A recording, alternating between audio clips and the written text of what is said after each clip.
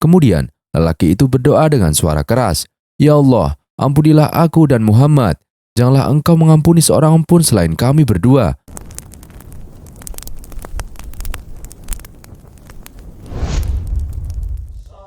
Assalamualaikum warahmatullahi wabarakatuh. Sahabat beriman yang dirahmati Allah Subhanahu wa Ta'ala, kisah-kisah Nabi Muhammad tak pernah habis untuk diceritakan dalam sejarah manusia. Tidak ada sosok manusia yang sejarah perjalanan hidupnya ditulis secara detail dan transparan kecuali Nabi Muhammad SAW. Dalam menyebarkan ajaran Islam, Nabi Muhammad SAW tentunya berinteraksi dengan semua kalangan, termasuk orang-orang Badui. Beliau tidak pernah membeda-bedakan orang berdasarkan asal suku, warna kulit, kebangsaan, dan sebagainya. Sebab risalah agama tauhid memang diperuntukkan bagi siapa saja. Seiring berjalannya waktu, cukup banyak orang Arab Badui yang memeluk Islam. Apalagi sesudah Rasulullah SAW hijrah dari Mekah ke Madinah dengan menjadi Muslim. Karakteristik orang Badui tidak berubah, mereka tetap lugas apa adanya.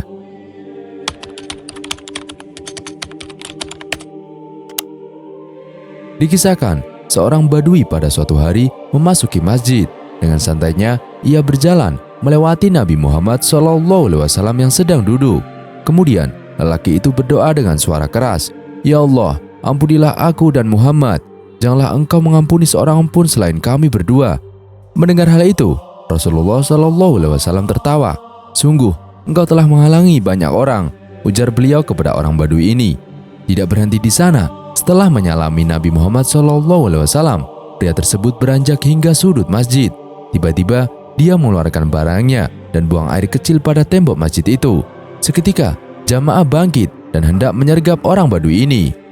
Namun, Rasulullah SAW memberikan isyarat kepada mereka untuk tetap pada tempat masing-masing. Kemudian, beliau menghampiri lelaki itu dan berkata kepadanya, "Sesungguhnya, masjid ini tidak untuk buang air kecil di dalamnya. Masjid ini dibangun untuk orang-orang berzikir kepada Allah Subhanahu wa Ta'ala dan sholat." Nabi Muhammad SAW lalu memerintahkan seseorang untuk menyiramkan air pada dinding bekas air pipis itu. Maka pulanglah orang Badui tersebut ke rumahnya dengan aman, sembari membawa nasihat dari Rasulullah SAW tentang pentingnya kebersihan. Di lain kesempatan, beliau bahkan pernah menjadi korban dari perilaku orang Badui yang kasar. Suatu hari, Nabi Muhammad SAW sedang berjalan bersama Anas bin Malik. Langkah kaki mereka terhenti karena mendengar suara orang memanggil dari arah belakang. Saat sedang menoleh ke arah sumber suara, Anas sangat terkejut. Ia melihat seorang Arab Badui tiba-tiba menarik dengan keras selendang yang sedang dipakai Rasulullah SAW. "Aku melihat leher Rasulullah SAW tercekik. Selendang itu membekas pada lehernya karena tarikan yang keras oleh lelaki ini," kata Anas menuturkan kisahnya. Nabi Muhammad SAW tidak marah, malahan beliau tersenyum ke arah pria tersebut. "Ya Rasulullah, berikanlah kepadaku harta Allah yang ada padamu ini," kata si Arab Badui sambil tetap menarik paksa selendang Nabi Muhammad SAW.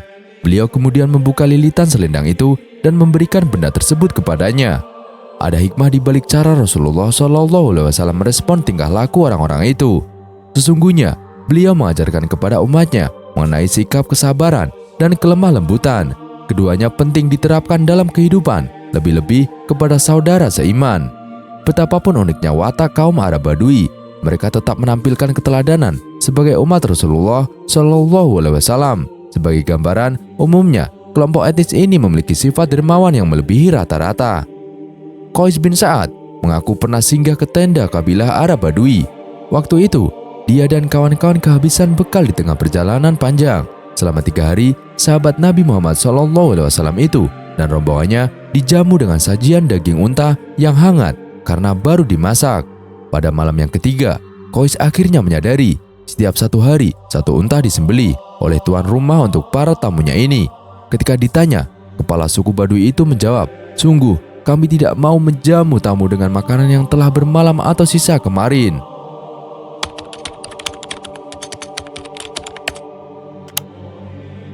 Dikutip dari buku kumpulan kisah teladan Islami, dikisahkan suatu hari ketika Nabi Muhammad SAW sedang asik bertawaf di Ka'bah, beliau mendengar seorang di hadapannya bertawaf sambil berzikir, "Karim, ya Karim." Nabi Muhammad kemudian menirukan ucapan orang itu. Ya Karim, ya Karim." Orang itu lalu berhenti di salah satu sudut Ka'bah dan berzikir lagi, "Ya Karim, ya Karim." Nabi Muhammad yang berada di belakangnya mengikuti zikirnya, "Ya Karim, ya Karim." Merasa seperti diolok-olok, orang itu menoleh ke belakang dan terlihatlah olehnya seorang laki-laki yang gagah, tampan, dan belum pernah dikenalinya. Orang itu lalu berkata, "Wahai orang tampan, apakah engkau memang sengaja memperolok-olokkanku karena aku ini adalah orang Badui? Kalaulah bukan karena ketampananmu dan kegagahanmu, pasti engkau akan aku laporkan kepada kekasihmu Muhammad." Mendengar kata-kata orang Badui itu, Nabi Muhammad tersenyum lalu bertanya, "Tidakkah engkau mengenali Nabi Muhammad, wahai orang Arab Badui?" "Iya, aku belum mengenalinya," jawab orang Arab itu. "Lalu bagaimanakah beriman kepadanya?" "Aku percaya dengan mantap atas kenabiannya, sekalipun aku belum pernah melihatnya, dan membenarkan perutusannya, sekalipun aku belum pernah bertemu dengannya," kata orang Arab Badui itu. Nabi Muhammad pun berkata kepadanya, "Wahai orang Arab Badui, ketahuilah, aku inilah nabimu di dunia dan penolongmu nanti di akhirat." Melihat Nabi Muhammad di hadapannya, dia tercengang seperti tidak percaya kepada dirinya. "Tuhan, ini Nabi Muhammad." "Iya," jawab Nabi Muhammad. Dia pun segera tunduk untuk mencium kedua kaki Nabi Muhammad SAW. Melihat hal itu, Nabi Muhammad menarik tubuh orang Badui itu, seraya berkata kepadanya, "Wahai orang Arab Badui, janganlah berbuat seperti itu. Perbuatan itu biasanya dilakukan oleh hamba saya kepada Tuhannya. Ketahuilah, Allah mengutusku bukan untuk menjadi seorang yang tak kabur, yang meminta dihormati atau diagungkan, tetapi demi membawa berita." Malaikat Jibril turun membawa berita dari langit. Malaikat Jibril berkata, "Ya Muhammad, Allah mengucapkan salam kepadamu dan berfirman, katakanlah kepada orang Arab Badui itu agar dia tidak terpesona dengan belas kasih Allah. Ketahuilah bahwa Allah akan menghisapnya di hari mahsyar nanti dan akan menimbang semua amalannya, baik yang kecil maupun yang besar." Setelah menyampaikan berita itu, Malaikat Jibril kemudian pergi. Setelah itu, Nabi Muhammad SAW menyampaikan pesan Malaikat Jibril kepada orang Arab Badui itu. Maka orang Arab Badui itu pun berkata, "Demi keagungan serta kemuliaan Allah Tuhan semesta, jika dia membuat perhitungan atas amalan hamba, maka hamba pun akan membuat perhitungan kepadanya." Kata orang Arab Badui itu, "Apa yang akan engkau perhitungkan dengan Allah Subhanahu wa Ta'ala?" Kata Nabi Muhammad, "Jika Allah akan memperhitungkan dosa-dosa hamba, maka hamba akan memperhitungkan betapa kebesaran maghfirahnya." Jawab orang Arab Badui itu. Orang Arab Badui itu berkata lagi, "Jika Allah Ta'ala semesta alam memperhitungkan kemaksiatan hamba, maka hamba akan memperhitungkan betapa keluasan pengampunannya. Jika Allah memperhitungkan kekikiran hamba, maka hamba akan memperhitungkan pula betapa kedermawanannya."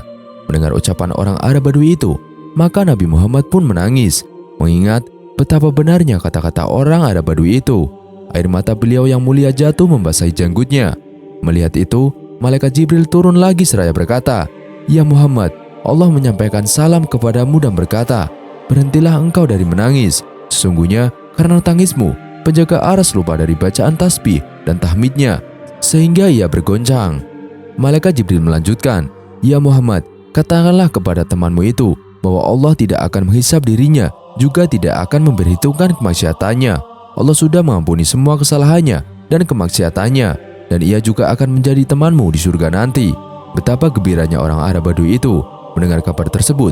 Ia pun menangis karena tidak berdaya menahan haru dan bahagianya. Sungguh mulia dan beruntungnya orang Arab Badui itu. Ia mencintai dan meyakini akan kenabian Nabi Muhammad SAW. Walaupun ia sendiri belum pernah melihat dan mengenal sosok mulia baginda Nabi Muhammad, sehingga ia dipertemukan Allah kepada kekasih utusannya, Nabi Muhammad, di tempat yang mulia. Orang Arab Badui memang terkenal sangat jauh dari ilmu agama alias jahil. Mereka sering berada di tempat yang aneh. Namun, karena tingkahnya inilah yang membuat para sahabat sering dapat ilmu baru, sehingga sebagian mereka berharap-harap agar orang Badui ini selalu datang dan membuat ulah, sehingga mereka bisa menggali ilmu dari sikap Nabi Muhammad SAW terhadap orang Badui tersebut. Semoga dari kisah ini kita bisa mendapatkan faedah ilmu yang syar'i yang berharga. Dari Anas bin Malik radhiyallahu an, beliau berkata, seorang Arab Badui pernah memasuki masjid, lalu dia kencing di salah satu sisi masjid. Lalu para sahabat menghardik orang ini. Namun Nabi Muhammad SAW melarang tindakan para sahabat tersebut tatkala orang tadi telah menyelesaikan hajatnya. Nabi SAW juga mengatur para sahabat untuk mengambil udara. Kemudian bekas air kencing itu pun disirami. Hadis riwayat Bukhari nomor 221 dan Muslim nomor 284. Dan inilah 5 pelajaran dari Arab Badui yang kencing di masjid. Pertama, hadis ini menunjukkan bahwa air kencing itu najis karena Nabi SAW memerintahkan para sahabat untuk membersihkan tanah atau lantai masjid yang terkena kencing tadi. Oleh karena itu, kencing dan kotoran yang keluar dari dalam tubuh manusia adalah najis. Kedua, wajibnya membersihkan lantai masjid dari najis karena Nabi SAW memerintahkan para sahabat untuk menyiramkan air pada najis tersebut.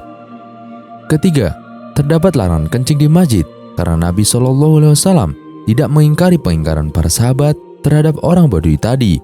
Beliau SAW hanya melarang untuk tidak menghardiknya, sehingga ini menunjukkan bahwa kencing di masjid terlarang. Keempat, membersihkan najis yang ada di masjid haruslah dilakukan dengan segera. Oleh karena itu, Nabi SAW memerintahkan menggunakan air dalam hal ini. Namun sebenarnya, jika kencing tadi dibiarkan begitu saja, maka dia akan hilang dengan sendirinya karena tertiup angin atau terkena terik matahari. Namun, karena tujuannya ingin agar najis segera hilang, maka digunakanlah air. Kelima, membersihkan najis yang ada di masjid hukumnya adalah fardu kifayah, yaitu jika sudah mencukupi yang melakukan hal ini, maka orang lain gugur kewajibannya. Kenapa bisa fardu kifayah? Karena Nabi SAW diperintahkan untuk membersihkan kencing tadi, namun beliau tidak bersama-sama dengan mereka membersihkannya. Jika hukum melakukan hal ini adalah fardu ain, wajib bagi setiap orang, maka tentu Nabi SAW yang terlebih dahulu membersihkan najis tersebut dari sahabat lainnya. Oleh karena itu, barang siapa melihat najis di masjid, maka dia wajib membersihkannya. Jika tidak mampu, maka dia wajib meminta orang lain untuk membersihkan najis yang ada di masjid tersebut. Wallahu a'lam bishawab. Sekian kisah kali ini, kurang lebihnya kami mohon dimaafkan. Yang benar datanya dari Allah Subhanahu wa taala, khilaf atau keliru datanya dari saya pribadi. Wassalamualaikum warahmatullahi wabarakatuh.